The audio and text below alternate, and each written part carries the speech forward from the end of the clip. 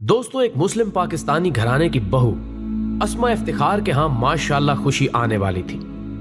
शादी से पहले ही उनकी सास ने कह दिया कि नौकरी तो बहू को करनी पड़ेगी, क्योंकि मेरी बेटियां और बड़ी बहू भी नौकरी करती है। शादी की 15 दिन की छुट्टियों के बाद ही कपड़े धोने की जिम्मेदारी अस्मा पर डाल दी गई। घर में 3 ननें थीं जो शादी के इंतजार में बूढ़ी और चिड़चिड़ी हो चुकी थी। एक जेठ, उनकी बीवी और 4 बच्चे थे। सास ससुर, अस्मा और उसका शौहर, गोया 13 लोगों के अंदर बाहर के सब कपड़े धोना अस्मा की जिम्मेदारी थी। बड़ी बहू खाना पकाती थी, एक नन सफाई करती, एक बर्तन धोती, और सबसे बड़ी नन बीमार थी। पहले कपड़े धोया करती थी, अब उन पर से हर जिम्मेदारी हटा ली गई थी। अस्मा ने अपने शौहर से कहा कि मुझे कुछ फ्रूट वगैरह ला दिया करे, इन दिनों में जरा सेहत बनेगी। मेरी तनख्वाह तो आपकी अम्मी ले लेती हैं। बस ये कहना था कि अस्मा के शौहर ने एक तूफान बर्पा कर दिया कि मेरी अम्मी को गासिब कह रही हो। घर का हर फर्द उनको अपनी तनख्वाह देता है, तुम्हें एतराज है तो घर छोड़ दो। जो घर के सब लोग खाते हैं तुम्हें वही मिलेगा। तुम कहीं की रानी नहीं हो, अपनी औकात में रहो। घर में वही तेज मिर्चों का भरपूर तेल वाला खाना बनता जिसे देखकर ही अस्मा को उल्टी होने लगती। रफ्ता रफ्ता उसकी खुराक कम होने लगी। एक बार दूध पीने की कोशिश की तो सास ने याद दिलाया कि तुम्हारे महके में तुम्हें क्या नसीब था जो यहाँ नखरे दिखा रही हो। बहरहाल ऑफिस में बास की डांट खाते, घर में सास और मियाँ के ताने सुनते, मुख्तसर तरीन गिजा के साथ अस्मा ने 3 पाउंड के एक बच्चे को जन्म दिया, जिसका नाम भी सास ने रखा। अब्दुल मुईद शुरू से ही इंतहाई नातवा था। मैडी डेविड एक इसराइली घराने की बहू थी। उसके घर भी खुशी आने वाली थी। मैडी को रोज सुबह एक इदारे में जाना पड़ता जहां उसे 3 घंटे तक रियाजी की मशकें हल कराई जाती ताकि बच्चा ज़हीन पैदा हो। इसके बाद वो घर आकर मछली से बना अपना दोपहर का खाना खाती। शाम में बादाम, दूध, खजूर और दीगर फल वगैरह खाती। रात में बीफ और दालें वगैरह। दिन में कम से कम 2 घंटे सुकून हासिल करने के लिए मौसीकी सुनती। सरकारी तौर पर उसको वजीफा दिया जा रहा था ताकि वो एक सेहतमंद यहूदी पैदा कर सके। उसकी सास और शौहर का रवैया भी निहायत मुस्बत था, क्योंकि वो चाहते थे कि ऐसा बच्चा पैदा हो जो नोबेल प्राइज हासिल करे। 80% यहूदी हमेशा ही से नोबेल प्राइज हासिल करते आए हैं। 17 जनवरी 1990 को आखिरकार मैडी के यहाँ 8 पाउंड का सोलहिन जोसेफ पैदा हुआ। उसकी माँ भी बहुत सेहतमंद थी और बच्चे को बेहतरीन इब्तदाई ग़िज़ाएं दे रही थी। 3 साल की उम्र में उसे निशानाबाजी, तीरंदाजी और दौड़ की मशकें शुरू करा दी गई ताकि यकसुई और फैसला साजी का अंसर पैदा हो सके। सोलहीन को बहुत इखलाक व तहजीब भी सिखाया जाता। उसके सामने कोई ऊंची आवाज में आपस में बात भी न करता। एक दिन सोलहीन बहुत हैरान हुआ। उसके माँ बाप हर मेहमान की बहुत तवाज़ो करते थे, मगर एक भारतीय मेहमान जब सिगरेट पीने लगा तो सोलहीन के वालिद ने उससे कहा कि आप घर से बाहर जाकर सिगरेट पिए। मेहमान ने कहा कि सिगरेट की 80% फैक्ट्रियां यहूदियों की ही हैं। तो सोलहीन के वालिद ने जवाब दिया कि हाँ, वो हमारा बिजनेस है, मगर यहूदी स्मोकिंग नहीं करते। जैसा कि हम तमाम दुनिया के बच्चों को कार्टून नेटवर्क और डिज्नी वर्ल्ड दिखाते हैं, मगर अपने बच्चों को हम तीरंदाजी, घुड़सवारी, तैराकी और रियाजी सिखाते हैं। हमारे इसराइली बच्चे कैलिफोर्निया के बच्चों से ज़हनी इस्तेदाद में 6 साल आगे हैं। हमें मालूम होता है कि हमको किस बच्चे को डॉक्टर या साइंटिस्ट बनाना है। हमें मालूम होता है कि हमें मुस्तकबिल में अपने कितने बच्चों को बिजनेसमैन या इंजीनियर या सियासतदान बनाना है। हर एक की इसी हिसाब से सारी जिंदगी ट्रेनिंग होती है। सोलहीन जोसेफ जब 6ठी जमात में गया तो उसे प्रोजेक्ट दिया गया कि $3000 की सरमायाकारी से $10,000 कमा कर दिखाए। उसे तीसरी जमात से कारोबारी हिसाब किताब पढ़ाया जा रहा था, मगर वो सिर्फ $7,000 ही कमा सका। इस नाकामी पर उसे कारोबारी रियाजी की एक्स्ट्रा क्लासें लेना पड़ी और 7वीं जमात में वो स्कूल के फ्राहम करदा $5,000 से $16,000 कमाने में कामयाब हो गया।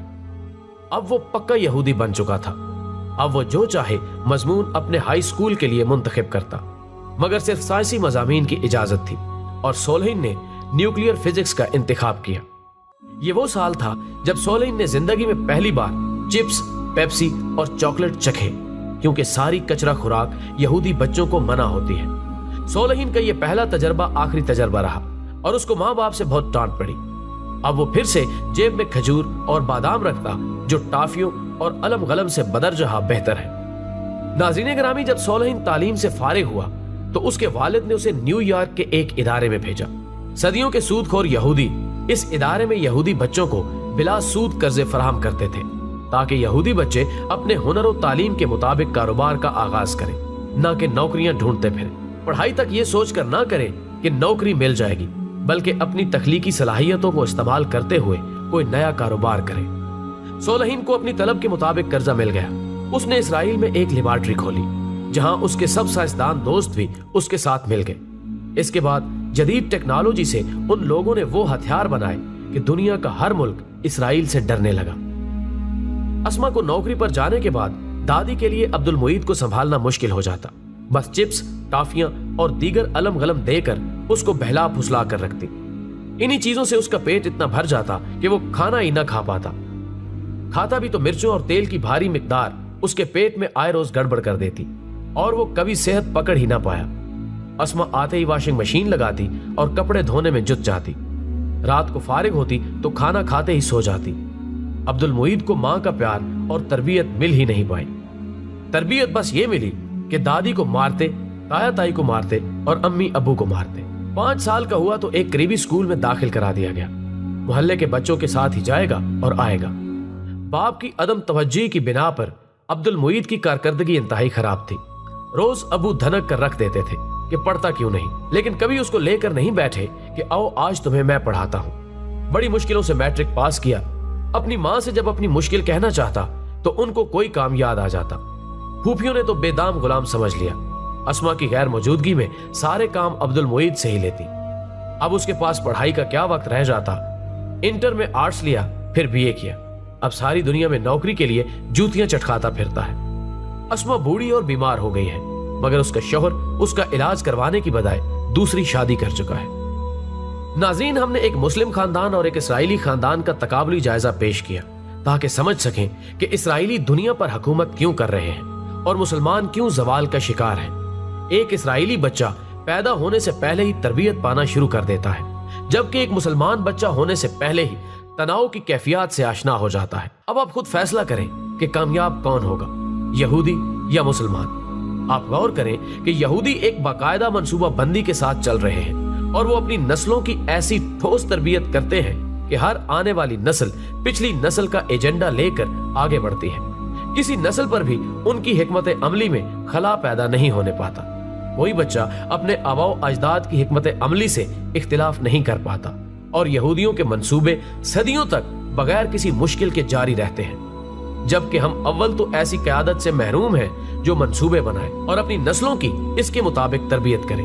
हम जाती सतह पर भी सिर्फ ये सोचकर अपनी औलाद की तरबियत करते हैं कि बस ज्यादा से ज्यादा पैसे कमा लें।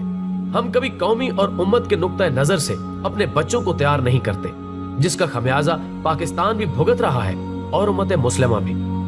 यहूदियों की एक और खूबी जो उनकी तरक्की की जमानत है, ये है कि वो एक दूसरे का रास्ता नहीं काटते, बल्कि एक यहूदी दूसरे यहूदी की मदद करता है। सारी दुनिया को उन्होंने सूद दर सूद के चक्कर में फंसाया हुआ है, मगर एक यहूदी जब दूसरे यहूदी को कर्ज देता है तो एक पैसे का भी सूद नहीं लेता, चाहे कितने अरसे में रकम की वापसी हो। यहूदी खानदान जो इसराइल में बसते हैं उनमें तलाक की शरह सिर्फ 3% है, वो भी सिर्फ शोबिस वगैरह से वाबस्ता लोगों में। आम यहूदी खानदानों में तलाक मुमकिन ही नहीं। वो जानते हैं कि एक मजबूत कौम के लिए सबसे पहले मजबूत खानदान जरूरी है ताकि बच्चों की तरबियत उम्दा अंदाज में हो। यही वो लोग हैं जो दुनिया भर को ड्रामों और फिल्मों के जरिए तलाक की तरबियत दे रहे हैं। मर्दों की तफरीह के इतने जराए पैदा कर दिए हैं कि उनको घरों में दिलचस्पी महसूस ही नहीं होती, बल्कि वो खानदान को एक अनचाहा बोझ समझने लगते हैं जो उनकी आजादी और तफरीह की राह में रुकावट है। और फिर आखिरकार बच्चों की जन्नत उजड़ जाती है।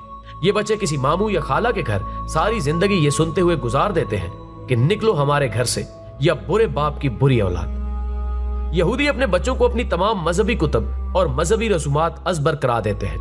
अगर उनका अकीदा हजरत ईसा के दौर में था कि वो आएंगे तो वो दुनिया में यहूदियों की हुकूमत कायम होगी, तो आज भी वो सिर्फ एक मसीह का इंतजार कर रहे हैं, बल्कि उनका बच्चा बच्चा दजाल मसीह की आमद का मैदान तैयार कर रहा है। शाम की तबाही भी दजाल की आमद की निशानी है, जिसे वो दिल लगाकर पूरा कर रहे हैं। वो समझते हैं कि तुर्की, मिस्र, मदीना, इराक और तमाम अरब ममालिक ग्रेटर इसराइल का वो नक्शा है जिनकी फतह के बाद ही दजाल आ सकेगा और दुनिया को यहूदियों की जागीर बना देगा। वैसे सच्ची बात तो यह है कि यहूदी इतने मुत्तहिद और ज़हीन हैं कि अब भी तमाम दुनिया पर बिला वास्ता उन्हीं का कब्जा है। वो जो चाहते हैं वही होता है और अरब हुक्मरान खुदा को खुश करने से ज्यादा यहूदियों को खुश करने की फिक्र में रहते हैं। नाजरीन, मेरी यहूदियों से कोई जाती दुश्मनी तो नहीं है, मगर मेरे नबी प्यारे आका सल्लल्लाहु अलैहि वसल्लम की उम्मत को वो जिस कदर नुकसान पहुंचा रहे हैं वो मेरे लिए नाकाबिले बर्दाश्त है। ताहम ये बात सही है कि हम अपने रब के अहकाम पर अमल करें तो इनकी साजिशें कुछ नहीं कर सकती।